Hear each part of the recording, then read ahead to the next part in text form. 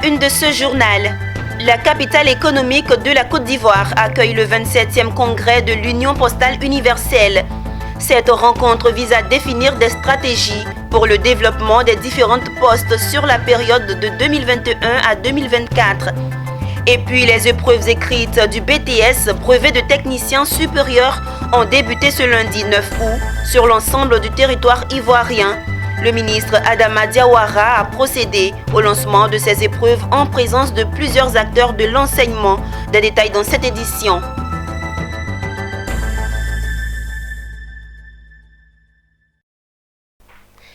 Bienvenue Madame, Monsieur sur Business 24 Africa. Vous êtes au bon endroit pour suivre l'actualité. Abidjan, la capitale économique de la Côte d'Ivoire, abrite du 9 au 27 août 2021 le 27e congrès de l'Union postale universelle. Au total, 172 pays sont représentés à cette rencontre.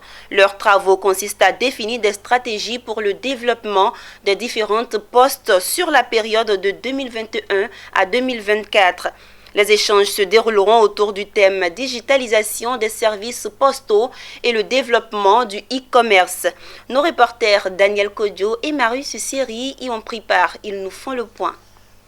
Digitalisation des services postaux, développement du e-commerce. C'est autour de ce thème que se tient le 27e congrès de l'Union postale universelle. Les travaux se déroulent à Abidjan, Côte d'Ivoire, avec la participation de 600 acteurs originaires de 192 pays.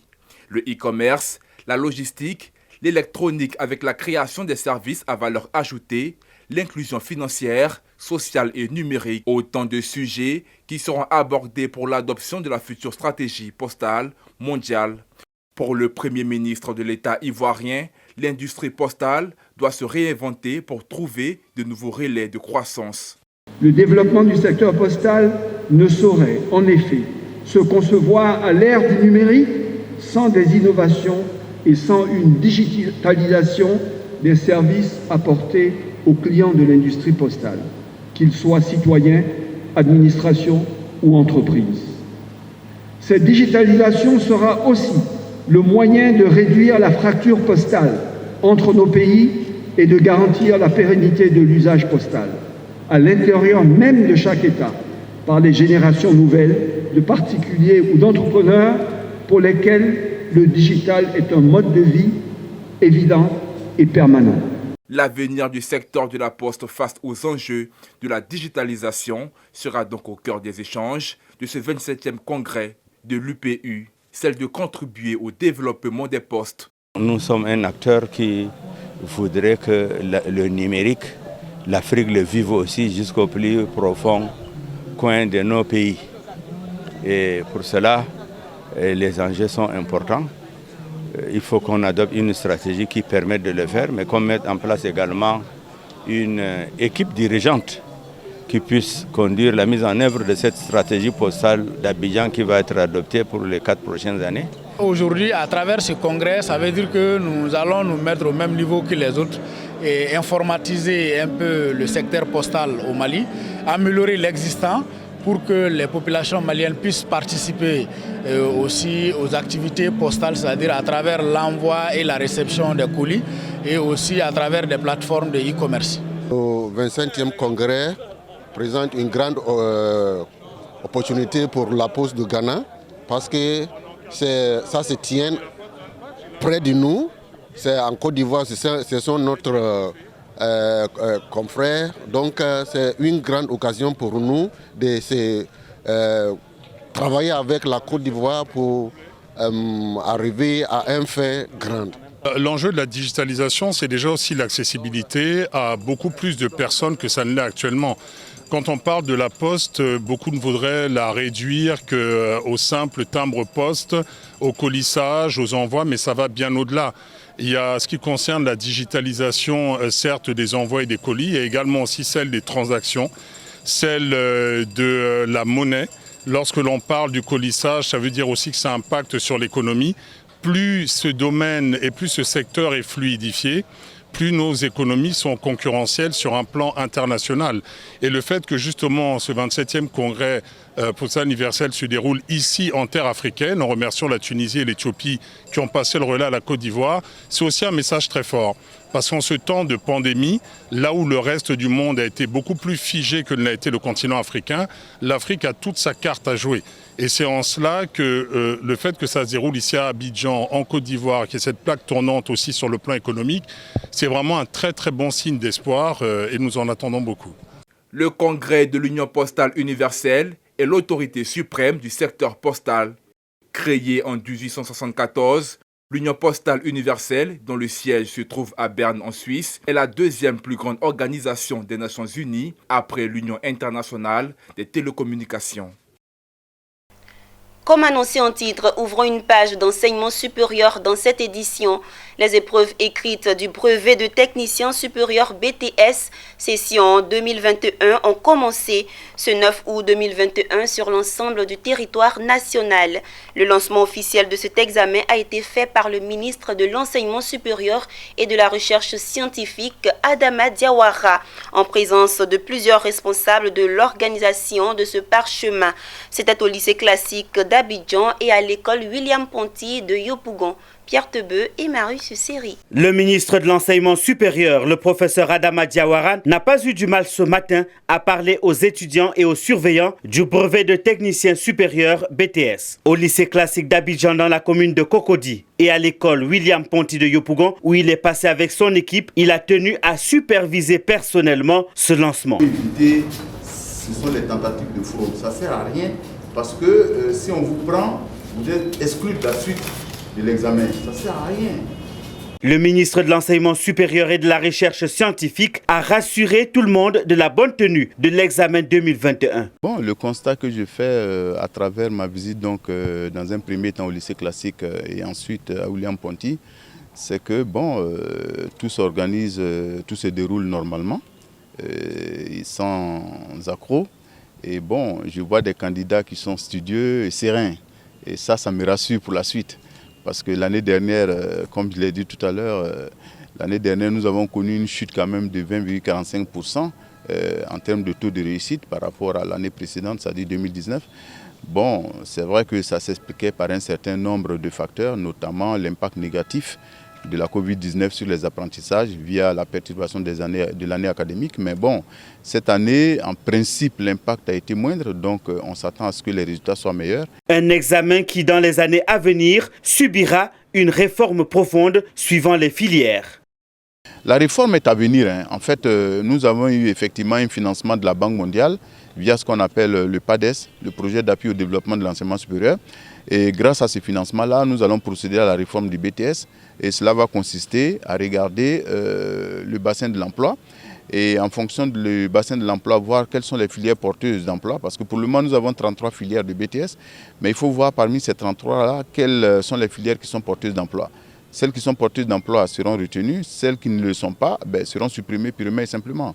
Le ministre, à chaque arrêt, a recommandé zéro fraude pour cet examen BTS 2021. Recommandations qui seront mises en exécution par les superviseurs. Ce matin, nous avons mis les surveillants, les membres du secrétariat vont bientôt, on va les positionner pour aussi surveiller les surveillants, pour éliminer au maximum les fraudes.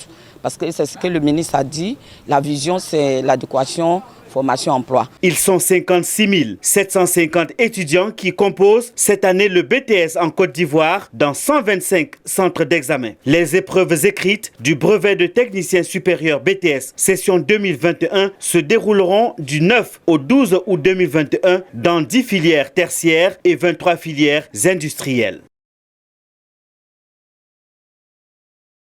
Ces dernières années, la Côte d'Ivoire a bénéficié de nouvelles infrastructures routières, aussi bien dans le district d'Abidjan qu'à l'intérieur du pays. Malheureusement, sur nos routes, le nombre d'accidents ne fait que croître avec son lot de blessés et de morts. Interpellé par la situation, le gouvernement ivoirien a mis en place un plan stratégique pour juguler cette situation. Ce lundi, les acteurs du secteur routier étaient en atelier pour se l'approprier.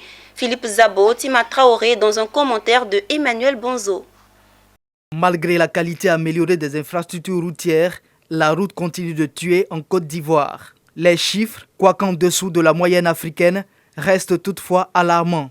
Selon un rapport du ministère des Transports, chaque année, et ce depuis 5 ans, on dénombre en moyenne plus de 12 000 accidents corporels, 1200 morts et plus de 21 000 blessés, pour un coût économique estimé à 3% du PIB national. Ce lundi, au Radisson Blu, les acteurs du secteur routier sont en conclave pour changer la donne. Ils sont réunis à l'initiative du gouvernement ivoirien et du ministère en charge des Transports qui ont pris la pleine mesure du problème en élaborant un plan stratégique de lutte contre les accidents de la route pour la période 2021-2025. Le plan est assez explicite. Il part des causes des accidents sur nos routes où les 2 ou 3 roues sont responsables de 25% des tués, les véhicules des particuliers de 24% des morts et des minicars et autocars responsables de 23% des tués.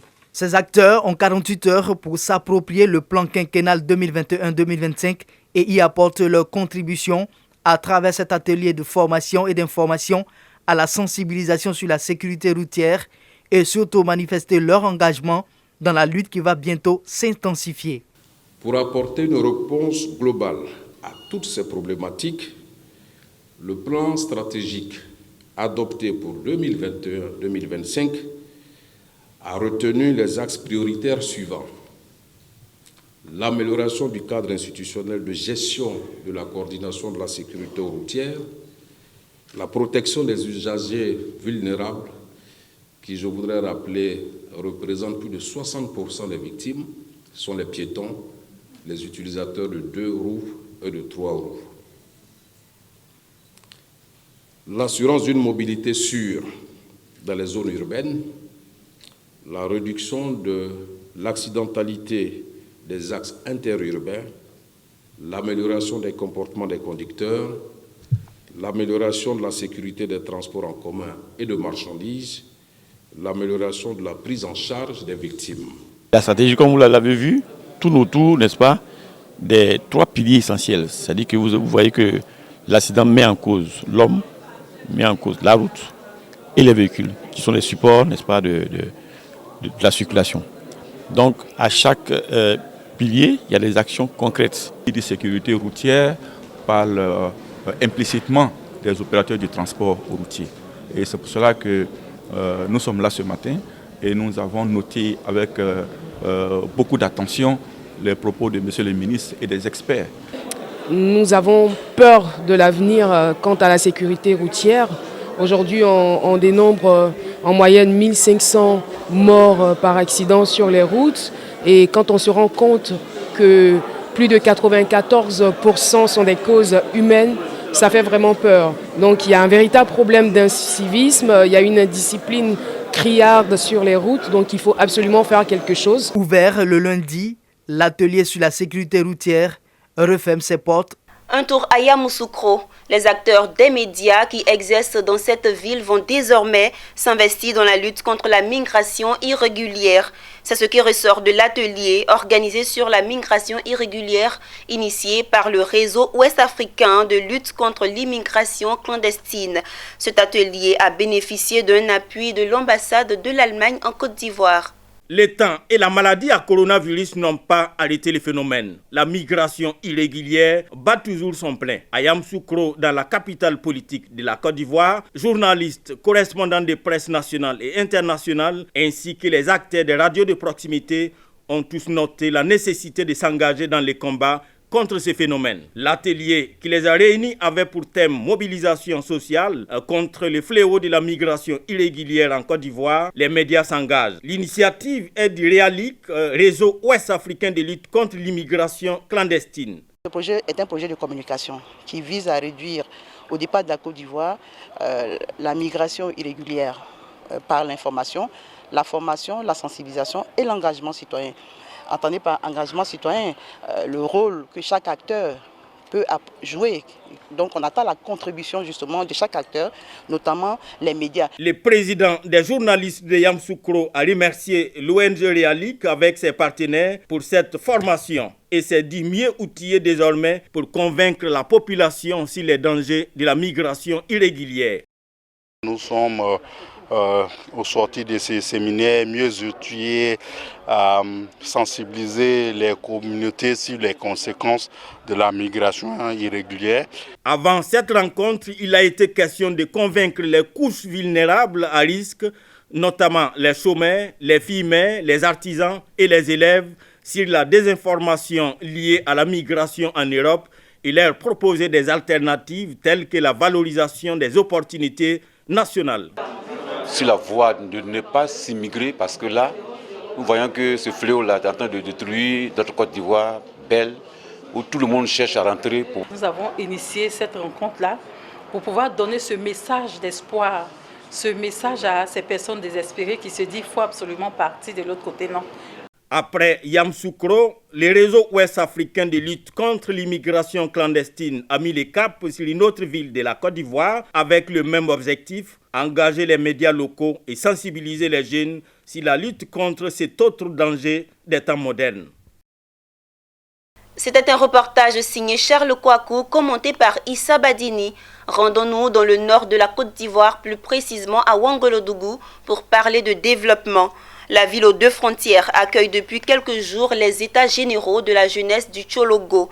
La rencontre a pour thème les jeunes et la lutte contre la pauvreté dans le Tchologo. Panel, conclave, formation, atelier, meubles, 16 assises. Walter Kofi nous commente le reportage de Daouda Ouattara. C'est la ville aux deux frontières, département de Ouangolodougou, qui a abrité le lancement des états généraux de la jeunesse du Tchologo. L'objectif principal est d'engager les administrations publiques, les collectivités territoriales, les cadres, les entreprises privées et les jeunes dans l'insertion de stratégies holistiques et durables de lutte contre la pauvreté des jeunes. Cette cérémonie a vu la participation massive des jeunes venus des localités du département de Ouangolodougou. Les panélistes ont exposé sur le thème « Les jeunes et la lutte contre la pauvreté dans le Tchologo ». S'il n'y a pas d'approche, si eux-mêmes ne nous proposent pas de solution, donc vous voyez, on ne peut pas les aider, il n'y a pas de projet, il y a rien. Donc vous voyez que souvent nous on est bloqués, on est obligé d'aller vers eux. Est-ce que ce qu'on va eux-mêmes leur proposer, ils auront l'amour de le faire? Donc je pense qu'avec ce genre de cadre, ils ont compris. Les panels ont été suivis d'une formation sur l'entrepreneuriat où les jeunes ont été formés en atelier. Il y a du potentiel dans notre région. Ce potentiel peut déjà permettre à ces jeunes d'atteindre ces objectifs primaires.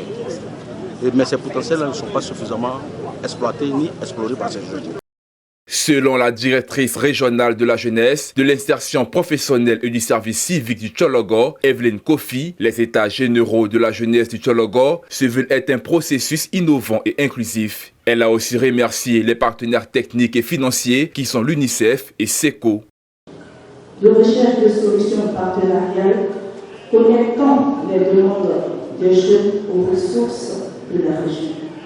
L'action collective territoriale est un guide qui met les jeunes en confiance. Il s'agit surtout d'identifier et prioriser les leviers d'action sous forme de propositions concrètes. Il est bon de noter que ces états généraux de la jeunesse du Tchologo ont pour haut patron et président d'honneur les ministres Téné Birahima Ouattara et Mamadou Touré. La ville de Ferkessédougou constitue la prochaine étape des états généraux de la jeunesse du Tchologo après Ouangolodougou.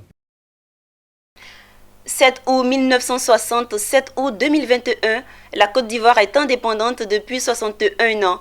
La cérémonie officielle de la commémoration des 61 bougies s'est déroulée à Abidjan. Mais à l'intérieur du pays aussi, les populations ont célébré l'indépendance de la Côte d'Ivoire. Nous vous proposons de suivre les échos des festivités dans le pays profond. Le 61e anniversaire de la cession de la Côte d'Ivoire à l'indépendance a été célébré à Grand-Bérébi, dans le département de San Pedro, en présence de Maudry Victoire Va, sous-préfet de Grand-Bérébi.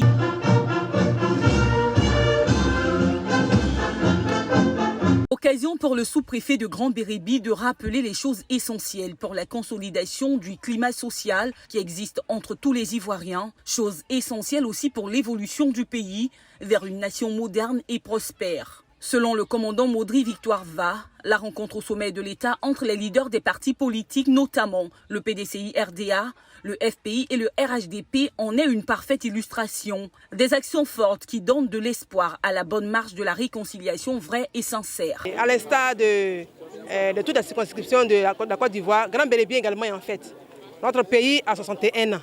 61 ans, comme j'aime le dire, ce n'est pas 6 jours, ce n'est pas un jour, ce sont 60 bonnes années auxquelles s'ajoute une année de plus. Et je pense que par la grâce de Dieu, notre pays, il fait son petit bout de chemin avec ses hauts et ses bas, mais nous tenons bon. Parce qu'il y a la volonté en chaque Ivoirien, en chaque Ivoirienne, de maintenir ce trésor précieux qu'est la paix, qu'est la cohésion sociale, qu'est la stabilité.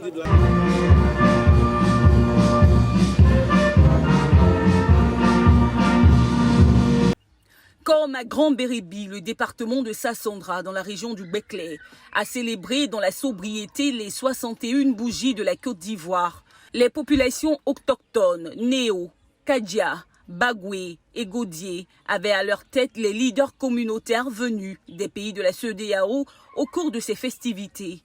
Le préfet de la région du Bekley, le préfet du département de Sassandra, Koulibaly Lamine, s'est félicité du climat de paix en Côte d'Ivoire et des travaux en cours dans son département.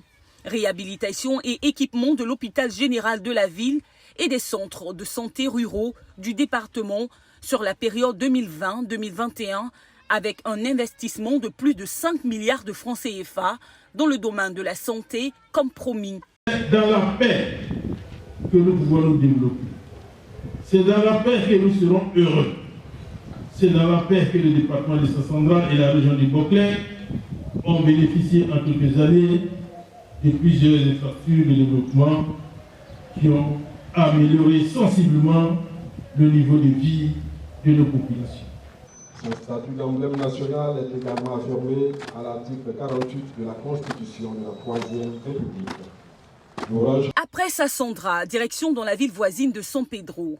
Cette année, le 61e anniversaire de l'accession de la Côte d'Ivoire à l'indépendance a été célébré de façon sobre dans la cour de la préfecture de San Pedro, en présence des autorités administratives et politiques, des directeurs régionaux et chefs de service et des opérateurs économiques. Cérémonie marquée par une prise d'armes des différentes forces présentes à San Pedro. Ensuite, une revue des troupes par le préfet de région, préfet du département de San Pedro, Ousmane Koulibaly. Le préfet hors grade a salué une économie résiliente malgré le coronavirus. Il a annoncé la réhabilitation de la côtière Abidjan-San Pedro et rappelé l'avancée de grands projets structurants qui vont modifier le visage de la ville portuaire, ainsi que l'ouverture d'autres voies dans le cadre des travaux de la CAN 2023. Il a aussi évoqué la rencontre historique entre le président Alassane Ouattara et son prédécesseur Laurent Gbagbo qui va détendre l'atmosphère politique. Comme toutes les nations, la Côte d'Ivoire a entamé un vaste mouvement de vaccination pour éradiquer les effets néfastes de la maladie sur la vie socio-économique.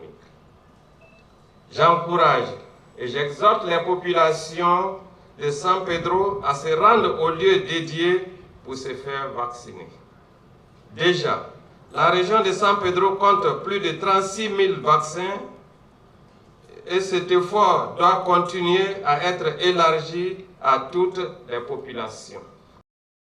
À 24 km de Yamoussoukro, la ville de Bazré, dans la sous-préfecture, une prise d'armes des éléments de la brigade de gendarmerie de Konofla et la montée du drapeau national ont meublé la cérémonie.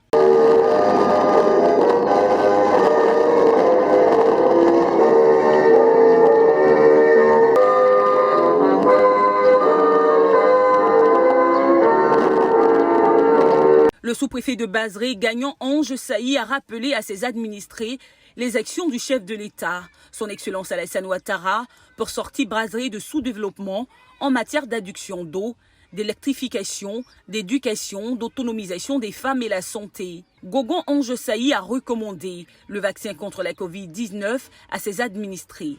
Le gouvernement a décidé d'intensifier la lutte par l'élargissement de la vaccination à tous. Je vous exhorte à vous faire vacciner massivement contre la Covid-19. Le 61e anniversaire de l'indépendance de la Côte d'Ivoire à Djokwe a été célébré de façon sobre à cause du coronavirus. Après la prise d'armes et le salut aux couleurs, Ibrahima Cissé, préfet de Djokwe, a fait une adresse aux populations. Dans son message, il a rappelé à ses administrés la notion de nation, qui se résume à la fraternité citoyenne. Le 7 août est donc l'occasion pour chaque Ivoirien, pour chaque habitant de notre beau pays, de prendre conscience, au cas où cela viendra lui échapper, que son concitoyen est son frère et de vivre avec lui cette fraternité dans la franchise et la solidarité. Ibrahima Cissé s'est réjoui des efforts du gouvernement qui œuvre pour le bien-être des populations à travers la réalisation de plusieurs infrastructures dans le département. À l'instar de toutes les régions de Côte d'Ivoire qui ont commémoré le 61e anniversaire de l'indépendance, celle du Bunkani n'est pas restée en marge de l'événement. À Nation, les élus, les cadres et les populations se sont réunis autour du préfet du département, Kwaku Kwadio Laurent, qui a livré le message du gouvernement en invitant les populations au vivre ensemble. En marge de cette célébration, le préfet du département de Nation a invité les populations à une série d'échanges sur la contribution des groupes associatifs au développement de leur localité, prononcée par M. Kwaku Ouattara. Que les mutuelles et associations participent efficacement au développement. On ne peut pas participer à un développement si on ne sait pas la mutuelle quel est son rôle et qu'est-ce qu'elle fait pour le développement. Après Nation, c'est la sous-préfecture de Koutouba qui nous accueille. Pour cette célébration de la fête tournante, c'est le village de Bodé qui a accueilli le sous-préfet Adsin Florian Evaris et l'ensemble des populations. Le sous-préfet, après la prise d'armes, a invité les cadres à l'union pour le développement de leur sous-préfecture et exhorté les populations dans le cadre de la lutte contre l'orpaillage clandestin qui fait assez de ravages. Notre pays est en proie à l'orpaillage clandestin qui porte atteinte à la qualité de vie des populations. Car l'orpaillage rime avec drogue, agression, viol, vol, destruction de la flore et de la faune et autres. C'est pourquoi j'exhorte les candidats au cœur facile de tourner le dos à ce phénomène. Cette cérémonie a enregistré la présence de l'ex-vénérable sénateur de la localité, Ouattara Kwaku. 61 ans dans la vie d'une nation est un moment solennel de satisfaction. Nous sommes un peuple qui dispose de lui-même, qui décide de son avenir, qui oriente sa politique. En marge de cette célébration de l'indépendance à Bodé, l'association des femmes battantes de Koutouba a été présentée officiellement, qui sera dirigée par Madame Adsin. À Gbapleu, la célébration du 61e anniversaire de l'indépendance de la Côte d'Ivoire s'est déroulée dans la sobriété totale, en respect des consignes nationales eu égard au contexte sanitaire marqué par la résurgence du coronavirus. Après le salut aux couleurs, le sous-préfet de Gbapleu, Yapi Yapi, a remercié les différentes communautés vivant dans la sous-préfecture pour avoir su maintenir la paix et la cohésion sociale. Il leur a demandé de garder la flamme de la paix, car la Côte d'Ivoire est engagée sur la voie de l'émergence. Pour moi, l'occasion de rendre de façon solennelle un vibrant hommage à tous les chefs pour leur assistance à l'autorité et pour le beau travail abattu durant ces 2 dernières années. Au plan régional, Yapi Yapi a félicité le conseil régional du Guémon pour ses nombreuses réalisations dans la sous-préfecture de Gbapleu. C'est la fin de ce journal. Merci de nous avoir suivis. Bonne suite de programmes sur Business 24 Africa.